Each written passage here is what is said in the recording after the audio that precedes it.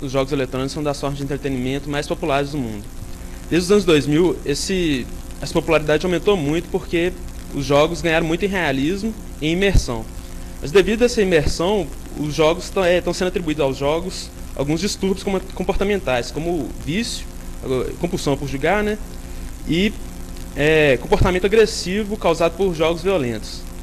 As causas, por que as pessoas preferem jogar do que, por exemplo, jogar bola, fazer esportes, sair com os amigos? Bom, as cidades grandes tendem a separar as pessoas.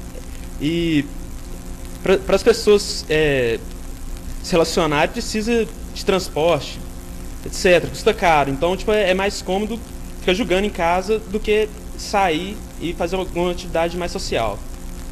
E, além do que, no Brasil, a violência é um fator muito importante, porque as pessoas têm medo de sair de casa e preferem ficar jogando em casa do que sair e correr riscos, né?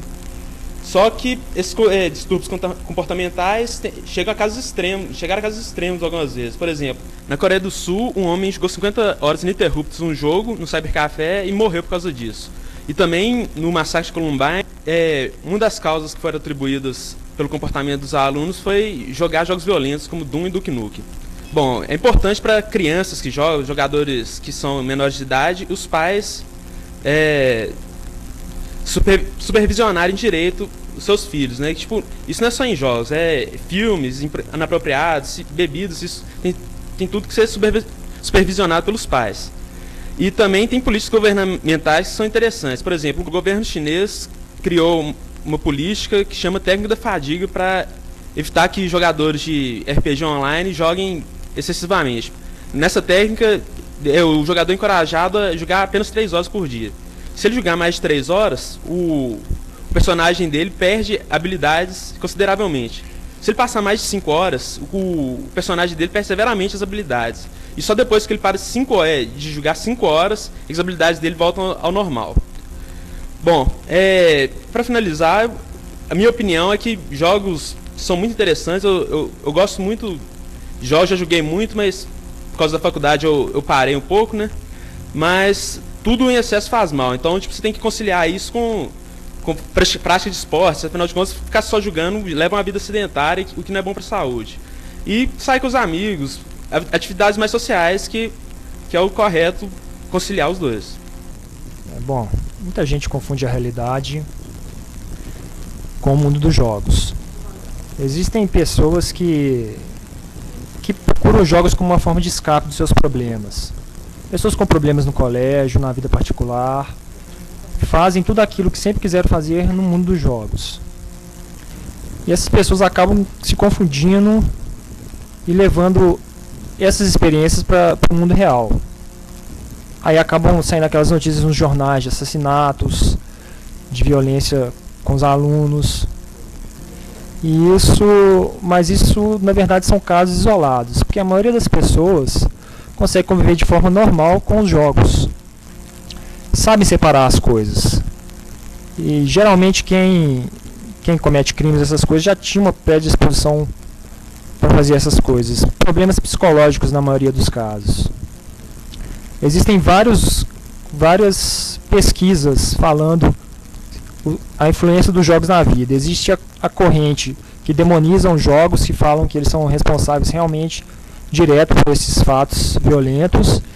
E existem a corrente que fala que eles trazem benefícios, como por exemplo uma pesquisa da IBM que diz que jogadores de RPG online podem se tornar grandes líderes no mercado de trabalho no futuro. E na verdade isso acaba sendo responsabilidade da pessoa de como tratar ou não a sua experiência. Isso vai de cada um e as pessoas têm que pensar direito. O mercado dos jogos eletrônicos no Brasil tem crescido muito nos últimos anos. Apesar de ainda não se equiparar a mercados como os Estados Unidos e a Europa, as expectativas são boas. Nos últimos anos, segundo pesquisa da Associação Brasileira dos Desenvolvedores de Jogos Eletrônicos, o mercado cresceu de 30% a 40%. No que diz respeito à formação de profissionais para a área, percebe-se que universidades brasileiras ainda não têm a infraestrutura necessária para atender a demanda.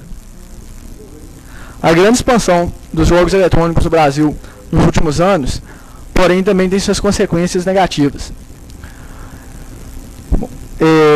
Os médicos consideram o vício nos jogos a peste do novo século.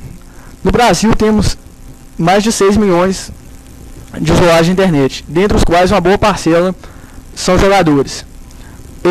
Se considerarmos que 10% das pessoas que usam a internet são viciados, que são os números com os quais a medicina trabalha, temos cerca de 600 mil viciados no Brasil, em números de hoje. Para combater essa doença, no Brasil hoje já existem centros de recuperação de jogadores viciados e também associações como os Jogadores Anônimos.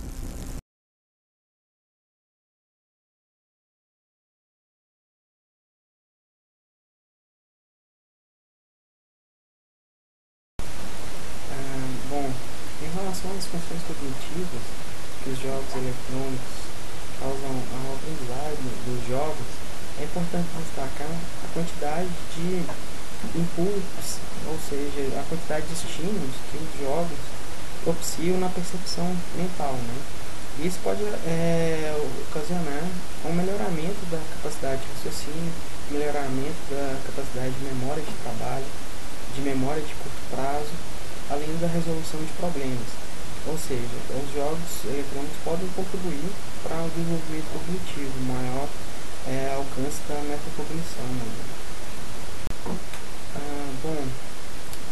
Na perspectiva dos jogos empresariais e o desenvolvimento humano das empresas, acredito que o espaço lúdico de uma empresa, ele pode, sendo bem administrado, ele pode agregar valor à cultura organizacional, ao conhecimento organizacional, pois ele pode melhorar os vínculos entre os funcionários, entre os gestores, enfim, melhorar a comunicação da empresa. E o conhecimento ele pode ser distribuído e situado, sendo uma melhora para a criatividade e para o aprendizado organizacional.